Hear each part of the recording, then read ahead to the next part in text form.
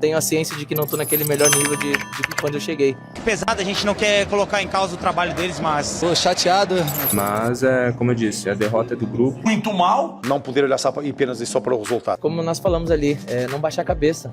Alguns analistas vão falar se era defensável, não era. A arbitragem tem que começar a vir falar e explicar qual é o critério. Cara, uma treta no Cruzeiro que não dá pra entender. Que seja fugir àquilo que é responsabilidade. É uma postura ridícula do Gerson. Tô chateado, então... Olha o que o Matheus Pereira falou, vocês vão ver aí. O primeiro gol, você acha que era uma bola defensável, foi uma bola muito rápida? Qual que é a sua avaliação daquele lance? O cara cabeceou sozinho a 6 metros de distância. Não sei. Aí alguns analistas vão falar se era defensável, não era. Mas foi uma bola muito difícil. Para mim, na minha opinião, tentei fazer o máximo que eu pude. Ainda consegui tocar nela, mas não tive a força suficiente para tirar ela do gol. Mas, como eu disse, a derrota é do grupo e a gente tem que trabalhar para poder sair dessa situação. Dá pra gente ver aqui rapidinho ainda? A gente vinha de uma constância muito boa, né? É um grande jogo contra o Barcelona, fora de casa, no Equador. E depois uma vitória contra o Bragantino. E, cara, hoje também a gente tinha essa oportunidade de emplacar aí uma sequência para dar mais tranquilidade, né? Mas, como nós falamos ali, não baixar a cabeça, porque é um momento que a gente poderia dar um passo maior assim, em questão de confiança, e tomamos um golpe aqui hoje, mas é virar a chave, porque sábado já é uma outra competição, que a gente está numa situação delicada e a gente quer sair dali o mais rápido possível. Matheus, falando especificamente sobre você, tem tido uma dificuldade maior de ser aquele Mateuzinho que o Cruzeiro trouxe para cá? Você tem sentido isso nos jogos, faltando muita coisa ainda para chegar num nível que todo mundo espera de você aqui no Cruzeiro? Sem dúvida, Samuca. Eu sei o jogador que eu sou, né? E o que desde que eu cheguei, que eu apresentei na minha carreira e na minha chegada aqui no Cruzeiro, e tenho a ciência de que não estou naquele melhor nível de quando eu cheguei. Mas estou trabalhando diariamente, desde que eu tive 2 lesões complicadas aí, para desempenhar aquele futebol. Então, como eu falei, com trabalho, dia a dia, confiança nos jogos e, se Deus quiser, retomar aquele nível. Matheus, eu queria que você comentasse sobre a utilização dos treinadores com você. Nos últimos jogos você tem sido utilizado como primeiro volante, aquele cara mais de marcação, que não é o costume da sua carreira. Você se sente bem jogando nessa posição? Sinto sim, mas com o Arthur Jorge a gente não tem essa, como posso dizer, essa obrigatoriedade, né? Ele sempre pede inicialmente ali os 2 volantes lado a lado, e um vai para o jogo, fazer a marcação mais alta ou com bola tá mais alto, e o outro tá protegendo o nosso sistema defensivo. Então, eu acredito que cada vez mais a gente vai pegando a metodologia dele e, se Deus quiser, em breve já está desempenhando o que ele espera da gente. Ô, Matheusinho, queria que você falasse um pouco se fisicamente, depois das lesões que te atrapalharam, que você acabou de citar, se você já está sentindo que já deu para embalar, já deu para voltar a ser aquele Matheus, que agora é só questão de tempo, e até que ponto esse resultado ruim pode atrapalhar o Cruzeiro na sequência, porque tem Libertadores, tem briga contra o Z4 no Brasileirão.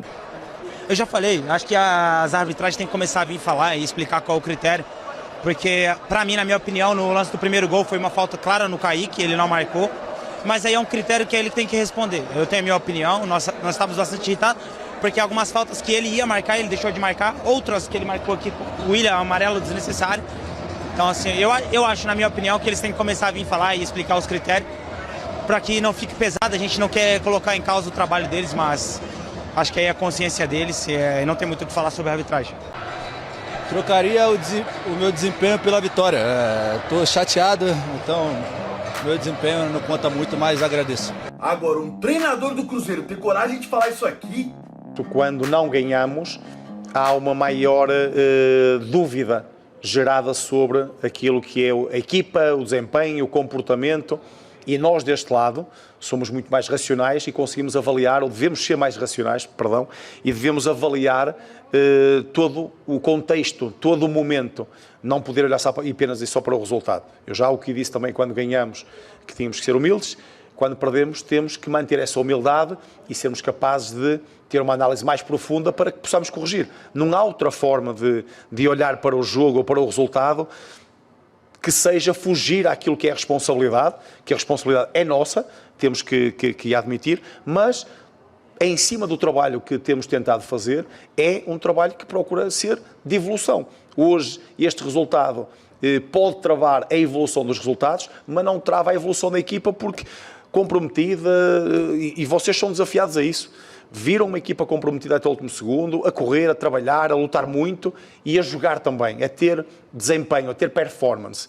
Agora, o resultado não chegou e a verdade é que nós acabámos por ser penalizados pelo jogo e por aquilo que foi o permitir do adversário ter alguma liberdade numa zona onde não podia ter. Agora presta muita atenção, porque o Everton Guimarães fez uma acusação séria. Presta atenção aqui, vamos combinar. A Católica é um time ruim. Mas ganhou do Cruzeiro, o que torna a derrota ainda pior, né? Apenas e tão somente um time esforçado. Falamos o dia inteiro hoje. Em 20 jogos tinha perdido 14 fora. Ganhou uma e hoje bateu o Cruzeiro. E bateu porque teve postura. Entendeu que era pior, jogou tudo contra o Cruzeiro, porque semana passada eles perderam, né? E aí um sistema defensivo do Cruzeiro, aliás, o meio campo, só com o Gerson funcionando bem, Matheus Pereira razoável, mas o Gerson funcionando bem, o Matheus Henrique muito mal, né? Inclusive, para mim, na minha visão, a insegurança do Matheus Henrique no jogo até atrapalhou os laterais do Cruzeiro, que estiveram mal no jogo. Aí no segundo tempo, mais um lateral que foi o Willian entrou, aí dormiu no lance ali, né, e o segundo gol já era. Ele e o Vidalba no lance. Ainda sobre o Mateuzinho, só não foi pior porque o Gerson ajudou muito no setor, tá? Pelo segundo jogo consecutivo, o Gerson foi o melhor em campo. Mais uma situação que eu preciso destacar. A cada jogo que o Cruzeiro faz sem o Romero, eu vejo o quanto esse cara é fundamental para o Cruzeiro. Lidera, joga muito e quando ele não está em campo, o meio-campo do Cruzeiro sofre. Ainda bem que o Gerson resolveu tomar conta. Outra coisa, por mais que o Neiser seja um atacante, que tem uma projeção positiva, ele tem qualidade sim, mas sem o Caio Jorge também fica embaçado, ele e o Romero por questões físicas. E aí os dois fora é um imenso de um problema para o Cruzeiro. Hoje, especificamente, o Arthur Jorge olhava para o banco, via lá Willian, aí via lá Chico da Costa. Eu não vou queimar fosfato aqui para falar do Chico da Costa. Ele, sinceramente, com todo o respeito, não tem a menor condição de jogar no Cruzeiro. Então, na próxima janela, ou antes, linha, tchau. É muito limitado, gente. Outra coisa, eu sou obrigado a admitir, Jonathan Jesus faz falta. Eu não sei se com ele em campo a Católica teria funcionado tão bem por cima, sinceramente. Confesso que fez falta também. Presta atenção aqui. Mais duas, para fechar, tá? A Católica não foi envolvida pelo Cruzeiro como eu imaginei que pudesse acontecer. Eu imaginei que o Cruzeiro fosse dar uma sova nos caras. E quando a Católica chegou, o que foi entrou no limitado do Matheus Cunha. Que não tem condição também, gente, com todo respeito, sabe? Então, desculpa aí, mas o Cruzeiro tem seríssimos problemas físicos, não tem um goleiro confiável, depende demais de todo o time titular e hoje não teve seus melhores em campo e isso custou essa derrota aí ao Cruzeiro. Porque a Universidade Católica é um time muito limitado. Imaginaram se não tivesse ganhado do Barcelona na semana passada? Tamanho da trozoba. Agora vai ter que se virar para buscar ponta aí na sequência. E aí, nação, é vergonha o Cruzeiro perder no Mineirão na Libertadores. Vocês vão me desculpar, cara. Hoje em dia o futebol chileno tá muito fraco. O futebol chileno, vocês acompanham nas eliminatórias, não preciso ficar falando aqui não. Não é nem perto do que é, por exemplo, uma Série B do Campeonato Brasileiro, no Campeonato Chileno. A competitividade da Série B é muito maior. O Cruzeiro vai lá e perde para um time chileno dentro de casa. É ridículo, cara, principalmente pelo elenco que tem o Cruzeiro.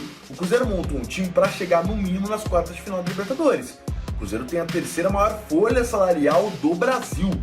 Foi um dos times que mais gastou nessa janela de transferência. Cara, é inaceitável o Cruzeiro passar aperto, passar apuro na Libertadores. Beleza, ganhou o primeiro jogo, tá tudo certo. Mas, cara, a Libertadores é muito difícil.